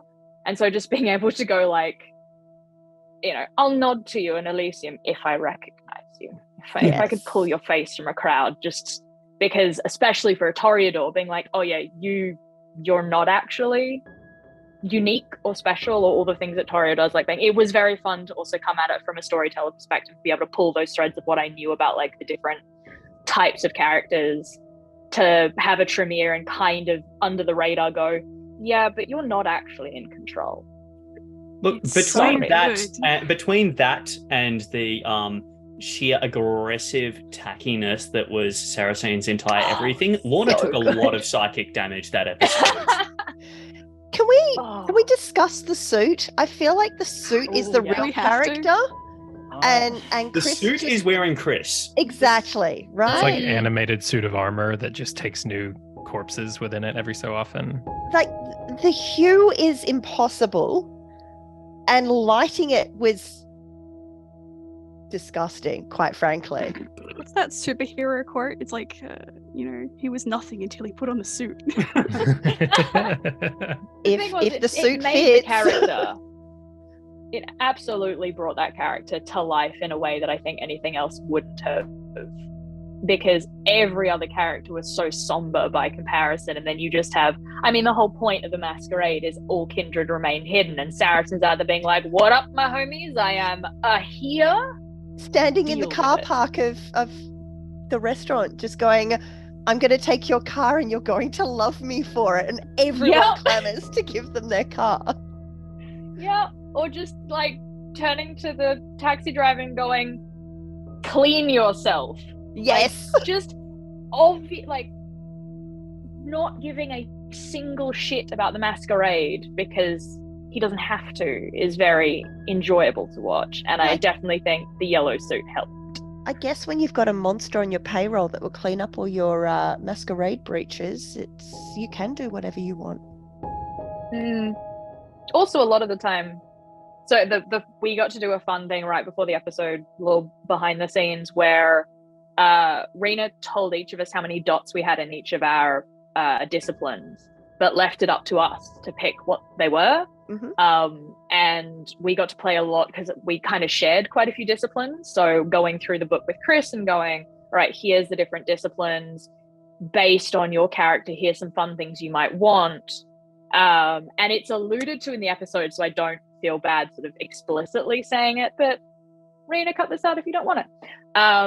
One of the ones we picked for Chris at a higher level of dominate was possession. Because Saracen's all about that hedonism, but when you get to a certain level of humanity, your vampire form will not perform very well doing certain tasks. So you might just need to borrow someone and go for a little joyride, which has absolutely been left to Jam to clean up more than once. Mainly the psychic toll, less the cleaning. The actual physical cleaning is done by, someone else. Someone else, yeah. Some lackey. I did enjoy watching the dynamic between Saracen and Jam. Like, it's very clear, again, from the get-go, as a guest or as a pair of guests coming into an established group, you managed to build this concept that you guys have been going around for ages together, or at least, a length of time. Post Dasher, maybe? Well, I do quite like it because we had discussed before about, Saracen throws a lot of very hedonistic parties and Jam is there and has sort of been kind of forced into the spotlight because Dasher's gone, and Dasher was kind of the one that was there previously. So I think for a guest coming in, I did get to kind of go, okay, the relationship that I have with Saracen hasn't been long, but it had to be strong in order for them to have kind of stepped. To some extent they were forced into the limelight. To some extent, maybe they were quite happy about that. Maybe they're not. I reserve the right to say nothing. But yeah, playing off Chris as Saracen straight off the bat was so much fun because it's a wonderful, like, I as a human being can roll my eyes at people like that and kind of dismiss them, but Saracen is hundreds of years old and could kill me with a snap of his fingers. So having to have that balance between, you are dirt on the bottom of my shoe, but also you're quite powerful. You also have something I want, but I also don't want you to know that, like, where that sits. It was a fun balancing act to play, for sure. And Chris definitely did a phenomenal job of playing Saracen as his banana suited self, and then also occasionally coming in with just that little bit more, I don't want to say intelligence, but that little bit more sort of guile that makes him truly terrifying. Yeah, just as a dropping character. those hints that you don't know how much of this is a facade that I put on because people don't take me seriously as a result, and dropping just enough of those that we just stay on edge. Oh my god, it's Jeff again. Yeah, although maybe with a little bit more ability to put you in the ground if you wanted to. But that balances out with the suit. That was also fun to play from an improv perspective, as a status game of going like you playing someone, and I had to kind of decide in an instant whether Jam was aware of how clever Saracen was or wasn't, and based on how intelligent they are, I was like, well, yeah, they're gonna know. So there's a lot of playing so many sides, but also having the appearance of playing people so that other people think you're not playing them, which is I don't know how to explain that any simpler. I'm sorry. Playing the ends against the middle. Yeah, that's the 5th dot and subterfuge in the player book, right? No one even thinks you have a dot in subterfuge. Couldn't tell you how many dots I have in subterfuge. Probably none. Yeah. Well, someone did. I would think it was Tara during the episode said. I think it was off camera. Just looked at me and went, "What's your generation?" And I went, "Hello." Because Wouldn't you we like to know? we were told, oh, it's a Tremere neonate, and then absolutely nothing about how Jam presented themselves, held themselves, said neonate. It all said someone who is on par with Dutta almost, and we were like quite thrown off balance. All honesty, Jam is a neonate. Truth, I think I got told that I was like maybe 25 years old, like in terms of death age. Genuinely a neonate. The sass is strong with this one then. I love it. Worse. I mean, that's just outcome. Me. I think that's just, I was thinking like there's bits of yourself in your character. I don't think I could have played a character that was not that, quite frankly. And not with the stats I was given. I was like, nah. No, I'm sorry. Shall we do a whip around for favourite bits? Adam, you get to go first. Oh, damn it. Okay. Let me think. I loved the tension of Trist and Talon having a proper go, and then that like comedic relief of moving straight to nuggies. Like that 1-2 punch to me was just delicious. Yeah, I love that for a bit of timing. Gosh, and then I think I'm inspired by what we were just talking about, but one of my favorite things about us having guests come along is that you get to see seeing the Bahari group as a whole off balance. To me, was very satisfying, because if there's one thing we've been talking about in all these recaps, is how y'all are the group to have your shit together. So seeing you jumbled and flushed, love it. Perhaps a portend of things to come. The Bahari ain't so smooth. Yeah, and especially with Saracen's, like, I think that moment of him being like, and he's naked, well, I'm out. It was like, oh, now you're getting Michael Scotted. Like, this is it's your turn to suffer. Yep. I was like, that's great. I love that. Look, from our episode, I have to be selfish and say the moment when Marina was like, you beat him by 1 success. I was just like, fuck yes. Good shit. So good. I think she even tweeted right after that episode airing, she's like, yeah, sex is good, but have you ever beat your adversary by 1 success? Yes. I saw that, yeah. Just like saw quietly, that without the context. Oh, quietly sorry. like. Yes, I have that moment. Thank you. Excellent. Art, what would be your favourite part that you have seen? Part that I've seen, absolutely. Maxie and Jen having their interaction and both just going, second inquisition, oh my god, what do we do? Was fantastic. That whole interaction was phenomenal. technically part of my episode, but like I wasn't in it. So scene was also absolutely Alice having that just heart-wrenching was phenomenal. And full admission, I'm only about 20 minutes into the Second Inquisition, but hands down, the Arbiter sitting in the office with all the shit around him, drinking an ancient whiskey, and the moderator just coming up and going, well, shit's fucked, isn't it? And, you know, paraphrasing, and the Arbiter just being like, whiskey. Like, it just, you can just imagine a couple of tired parents, like tired, incredibly strict parents, just being like, yep, our mess now. So highlights of that. And then was there another thing I had to answer? I forgot. No, I think that was all 3 episodes. Amazing. I will say personally, my favorite thing about being part of this so far has just the ease at which all of the guests that I have interacted with and every single cast member I interact with, the ease at which it was easy to create bonds and form character relationships. Just a joy, a true joy, to slip in so easily. You don't get that is very rare. So it's been very welcoming. You guys are doing us a favor by coming in and playing these characters. I mean, we are bitches, but we'd be real bitches to not be as welcoming as we can be. I will say, like, if you're gonna use bitches in that terminology, you're definitely my kind of bitches. Like, the sass went both ways and it felt good. So what I'm hearing is we should extend an invitation to Jam when we do our next round of fundraising for the Bahari.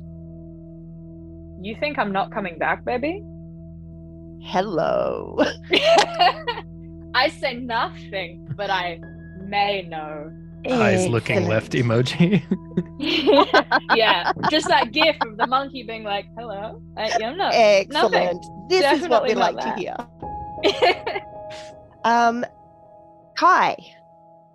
I haven't seen the Bahari episode. You infidel.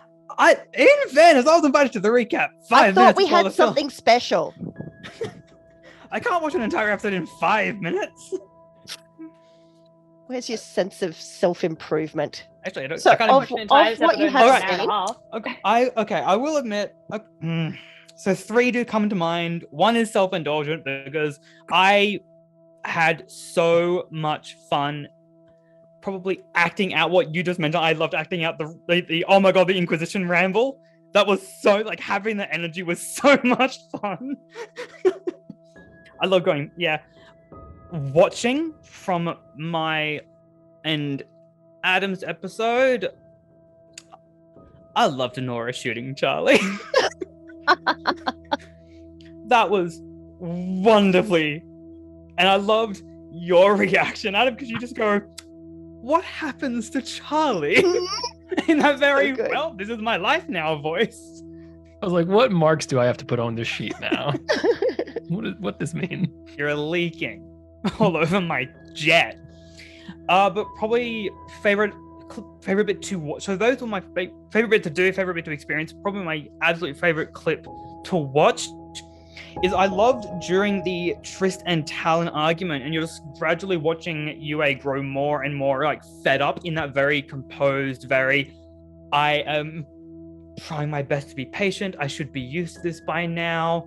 I know that they'll get it out of their system. It's not bothering me. It's bothering me. It's bothering me a lot. And like watching the moment where like she just sort of just taps her hands together and you're just like, okay, she's about to interject. And then she just fucking scolds them. So good.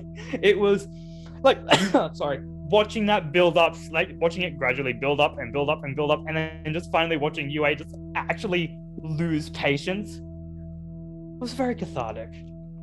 Like that was like, as someone who had just gotten set on fire, it was very nice to watch Talon get in trouble.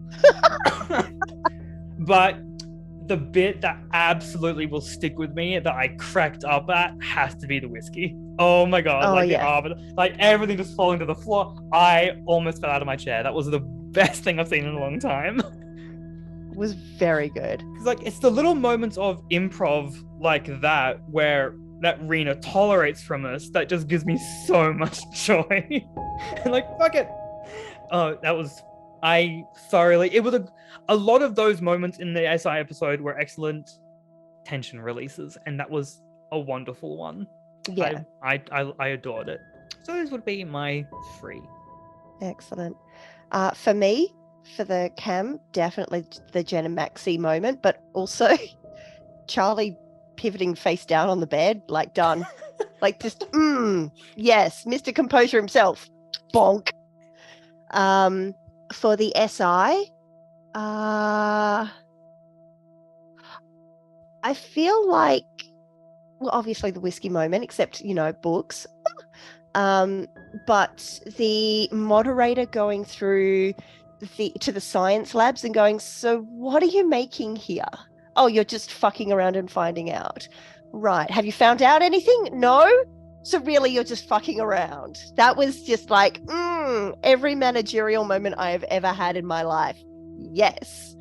And then I think for the Bahari, as horrific as it was, I'd have to be completely honest and just going, the however long, it seemed like a freaking eternity of trudging through my own emotional trauma, because let's face it, we're Vampire the Masquerade players. We live for that shit. So that is my top 3 moments. Sam.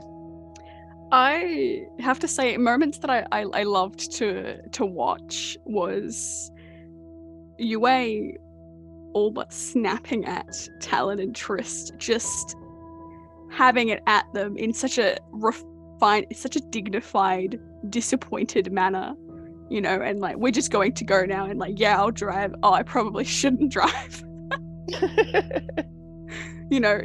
Ditching them to go get the nuggies and such, and that sort of thing. For the Camarilla, it has to be Charlie waking up, seeing Doodlebug on the floor, and then hearing Lou just go, Diablerie. the inner beast that is Lou now. And just I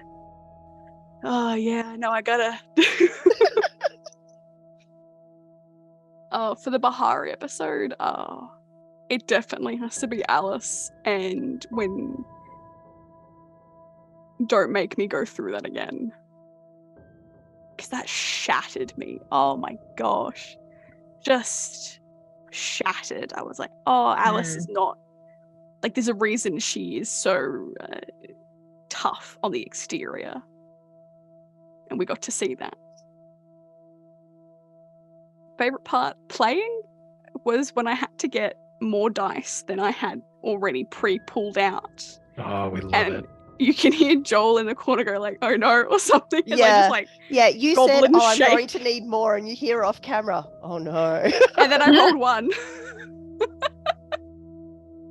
I think it was that moment that made me forget that insight was a thing that I had on my sheet to actually use when talking to people. I was just like, 1.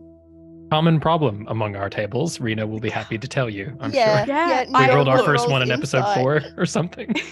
It was my one condition about joining. I would not be put in the cursed chair, and then, but I'll be back. I'm sorry for cursing the chair. The wand chooses the wizard, I'm like, sorry. And Tara. So, Camarilla episode. Have to say, the moment of Charlie waking up, going straight to the juice box, and Maxie just like trying to figure out, oh my god, how do I deal with this before Nora just comes and shoots him in the face. Like, my jaw was on the floor that entire scene. It's like so well, like a perfect kind of interaction of playing your characters, performing well, and just some very, very ridiculous action. SI, everybody has already mentioned the fantastic interaction between Tristan and Talon at each other's throats, and Yue having to be the adult in the room. So I'm going to say, like, the fantastic sort of synthesis between character mistakes and player mistakes that led to Matt as Winters saying some things that he probably should have been smarter than to say, and you, Sam, just wasting absolutely zero time pouncing on that as if you were a very, very stupid mouse. I apologized to Matt after we were filming. I'm like, I'm so sorry. I was so mean to you that entire episode. And from our own, yeah, I would love to say like one of the memeable Saracen moments, or the absolutely fucking nuclear levels of sass that aren't brought to the table. But yeah, watching Melissa as Alice in that scene was just like, I've been devastated by that twice now, once in person and then once in the comfort of my own home, where I already had some barley wine to cry into. So amazing job there. Thank you. Excellent. Well, that is a wrap on our episode 5 Outback by Night recap. Let's take it out, folks. I am Adam, and I play Charlie, our Banu Hakim from the Camarilla. I have been Art. I was playing Chloe Jam Jameson, her full name, the neonate Tremere, who has a lot more going on under the surface than I think anyone realizes. I am Kai, and I play Maxie, the Camarilla's fallen angel, who might actually have to start telling the truth. I'm Melissa. I remember who I am this time, as opposed to in our episode. I've been playing Alice, our very traumatized Nosferatu, who might actually get her own back maybe at some point. Who knows? I'm Sam. I've been playing the now caffeine-fueled moderator. And I am Tara. I've been playing Lorna, who is deeply uncomfortable with all sorts of interactions that just happened, not least the fact that the prince has the goddamn crazy frog as his ringtone. Oh, I forgot about that for a reason. Repressed memory syndrome will do that. Being overlooked at Elysium and dealing with that psychic fucking... That was aggravated damage to Lorna as a Toreador. Yeah. Well, it triggered her bane, so yes. Mm-hmm. Thank you so much for listening, folks. Tune in again next Sunday, where we will be playing episode 6 with the Camarilla. You can watch us on Twitch every Sunday at 12 p.m. noon, and again on YouTube if you missed the live stream. Check our details on the socials. Thanks for listening. Bye. Bye. Bye. Bye. Yes. If you are drunk and need something to take care of your hangover, just drink the Mogu Mogu. God. Can't even open it. I can't even open this one. You can do it. No, this is gonna take up like most of the fucking session, is me trying to fucking Chupa Chups are like violently hard to open. Guy, can you assist? You need a parent to come and... I do. I need. Dad needs people Dad. Child safety laws. Jesus Christ. Nora is still nagging at Yeah, really did it. I've been doing this lately. Okay. They seem very targeted comments. I don't know, I feel good about this. With blonde hair. Blonde hair, right? It's hard to tell in the green light. I know. With green hair, it's the Joker. Someone's getting fired. Oh wait, somebody already got fired. Suspended.